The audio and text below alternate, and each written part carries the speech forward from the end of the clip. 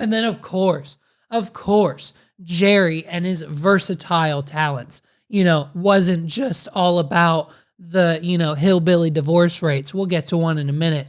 But, then early 2010s rolled around. They gave Jerry his own game show, Baggage, which was the shit, by the way. If you don't remember the game show Baggage with Jerry Springer, let me break it down. This was a dating show. And so contestants would come on. It would be like one girl and then like 5 guys. And these 5 guys would have suitcases.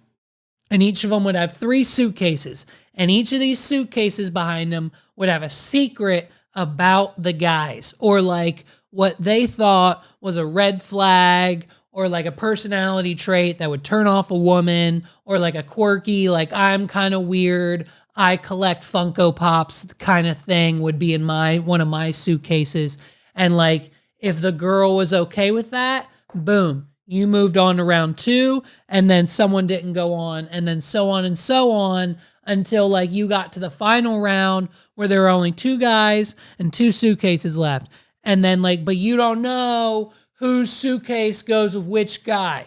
And so they open the suitcases, and the one suitcase says, I live with my parents. And the other suitcase says, I live by myself, but I still pick my nose and eat my boogers. And so now this girl has to decide what's worse. What worse quality does she find in this man who she has no obligation to date after the show's over, but for the show's sake, we're going to pretend like they're going to live happily ever after together. So what's worse in her mind for the rest of her life? Living with his parents or picking his nose? You know what I mean? So we obviously have, she has a decision to make. And so, we think about it. And then she says, well, Jerry, if I had to pick, I guess I'd say, and then we cut to commercial. And then boom, she's like, lives with his parents, because in her mind, she can come in, suck his dick a little bit, and then boom, done.